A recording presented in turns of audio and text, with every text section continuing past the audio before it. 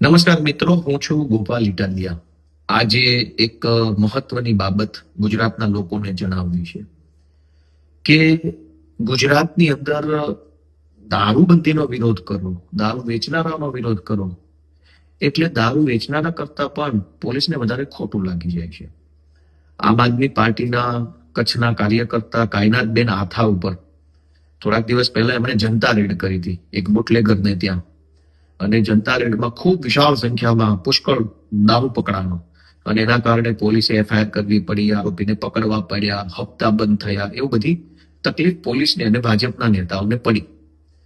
2-3 દિવસ પહેલા જે જનતા રેડ કરી હતી એ ઘટનાને હાથો બનાવી, કોઈ દલિત સમાજના મહિલાને હાથો બનાવી પોલીસે આજે એમની ધરપકડ કરી લીધી છે એટ્રોસિટી એક્ટ પ્રમાણે.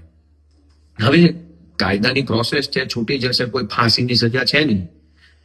જોવાનો વિષય એ છે કે હરેશભાઈ સાવલિયા જુનાગઢના જિલ્લા પ્રમુખ ખેડૂતો માટે લડતા હતા, તો એમના વિરુદ્ધમાં પણ એટ્રોસિટીની ખોટી ફરિયાદ કરવામાં આવી.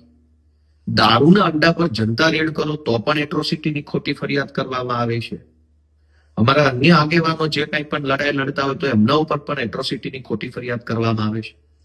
આ સમગ્ર બાબતમાં 2 મુદ્દાઓ સમાજે ધ્યાનમાં લેવા જોઈએ. એક, કે એટ્રોસિટીની ખોટી ફરિયાદો જો પોલીસ જ કરતી હોય, પોલીસ જ દલિત સમાજના કે આદિવાસી સમાજના વ્યક્તિને હાથો બનાવી આમ આદમી પાર્ટીના કાર્યકર્તાઓને ટાર્ગેટ કરવા માટે એટ્રોસિટીની કાયદાનો દુરુપયોગ કરતા હોય, તો ભવિષ્યમાં આ કાયદો બૂઠો બની જાય, અને બૂઠો બની જાય તો એનું નુકસાન સમાજના છેવાડાના વર્ગને જરૂર જાય. એટલે બધાએ બોલવું જોઈએ. કાયદાનો ઉપયોગ રાજકીય વિરોધીઓને દબાવવા માટે થાય તો એનાથી રાજકીય લોકોનું કોઈ નુકસાન નથી, પણ સમાજના જે વર્ગ માટે આ કાયદો બન્યો છે એના માટે આ નુકસાન છે. બીજી વાત કે હર્ષસંઘવી તો બહુ બોલ બચ્ચન કરે છે, મારી બહેનો આમ, મારી બહેનો તેમ.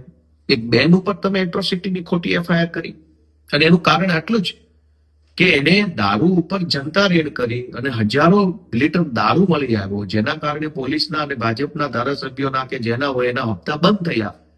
એટલે હવે તમે પોલીસને હાથો બનાવીને નકલી એફઆઈઆર કરી. હું ગુજરાતના સૌ લોકોને કહેવા માંગુ છું કે ખૂબ ભીષણ લડાઈ લડી રહી છે આમ આદમી પાર્ટી. એને તમારા આશીર્વાદની જરૂર છે.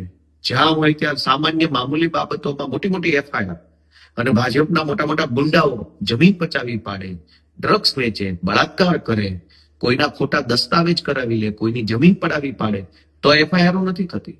આમ આદમી પાર્ટીનો કાર્યકર્તા જનતા રેડ કરે તો એફઆઈઆર થઈ જાય છે. આ સંઘર્ષમાં ગુજરાતના સૌ લોકો જાગૃત બની આમ આદમી પાર્ટીને સાથ આપે એવી અપેક્ષા છે.